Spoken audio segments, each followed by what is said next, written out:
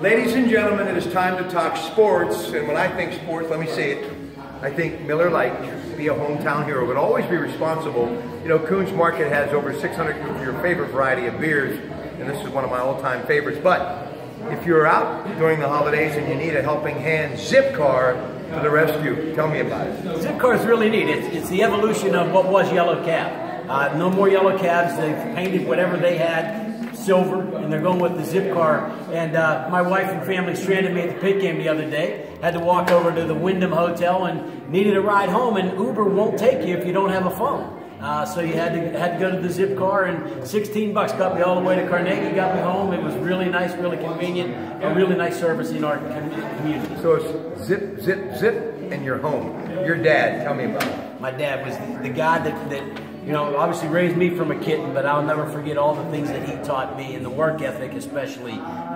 Worked at the University of Pittsburgh 5 days a week, and then always worked Saturday too. It was his thing to make sure that his rental properties that he used to get himself to the point where he could retire and have a nice little time that he and my mom spent in Florida for about 10 years, and then came back here. But the guy taught me a tremendous work ethic. I don't always live up to it, quite honestly, but what he taught me are things that really everybody would be lucky to have a father like mine. All right, here we go. Sports. The Steelers beat the Browns 24-9. Big story, Le'Veon Bell, 146 yards. James Harrison is now the all-time sack king for your Pittsburgh Steelers. Artie Burns gets an interception. Stephon Tuitt was smacking people from the line of scrimmage, and of course, as was Davis.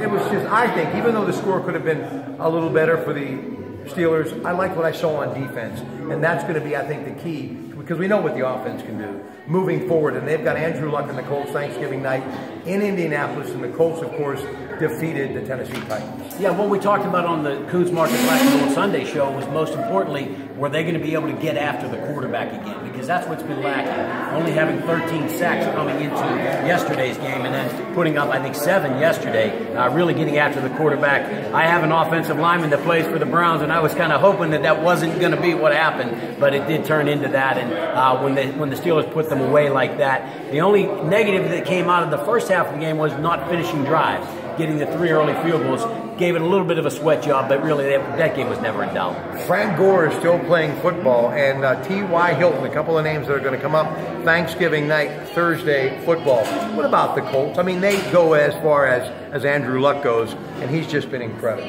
He has been. He got the big contract this offseason, making him one of the highest paid quarterbacks in the history of the game. Not sure that he actually deserved that yet, but he's somewhat lived up to it. They are rallying now. They're becoming, their division is almost as bad as the Steelers, but they're rallying now, and that's the issue you have to worry about. But Frank Gore actually has Hall of Fame numbers as a running back. Oh yeah. So 262 yards, 2 touchdowns for Andrew Luck in that win against Tennessee. Tonight, as we speak, by the time I get home and upload this video, it'll probably be underway. I couldn't be happier for the first place AFC Western Division leading Oakland Raiders, south of the border. I love going global with the NFL in Mexico. They're taking on Houston.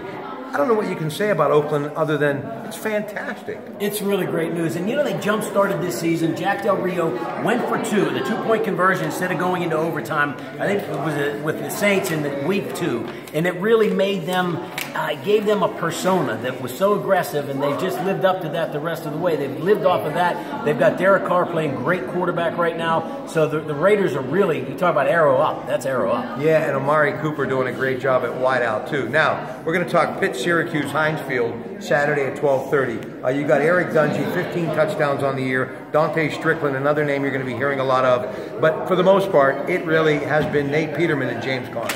Well, Nate Peterman really just came up the last couple of weeks, has made a statement, if we should say so, about him, because throwing the deep ball particularly, hitting Jester Wee on a couple of those balls on Saturday, Scott Orndorff catching a long touchdown pass, but they've really been a surprise during the last part of the season when you thought maybe it was going to get a little squirrely, but those last 2 weeks have been awesome for the Panthers. All right, let's talk the Penguins, the Blue Sweaters. Tonight, PPG Paints Arena, Rangers, and the rematch Wednesday at Madison Square Garden. This is the first place Metropolitan Division leading Rangers who come into this game at 13-5-1. And you know what? You got Lundqvist still between the pipes.